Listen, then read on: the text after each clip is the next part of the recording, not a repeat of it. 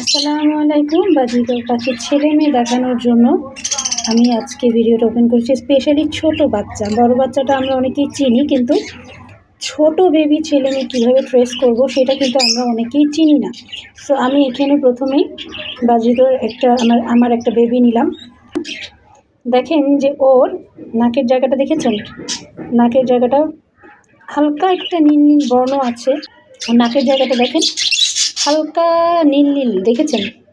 হালকা নীলে, এবং সাদার অংশটা অনেক বেশি, সাদার অংশটা অনেক বেশি।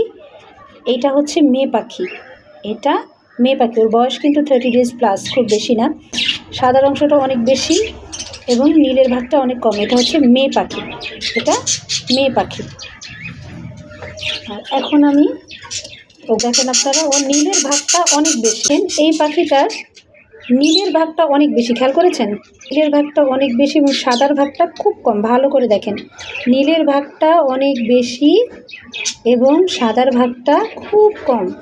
এইটা হচ্ছে ছেলে পাখি। এটা কি পাখি? হচ্ছে ছেলে পাখি। ঠিক আছে, নীলের ভাগটা অনেক বেশি এবং সাদার ভাগটা কম। এটা হচ্ছে ছেলে পাখি। সো আপনারা জেনে গেলেন মেয়ে পাখি এবং ছেলে পাখি চেনার উপায়টা কী। আমার নীল পাখিটা হচ্ছে ছেলে পাখি এবং আমার স্কাই পাখিটা হচ্ছে ব্ল্যাক নীল, যেটা সেটা ছেলে, স্কাই পাখিটা হচ্ছে মেয়ে পাখি।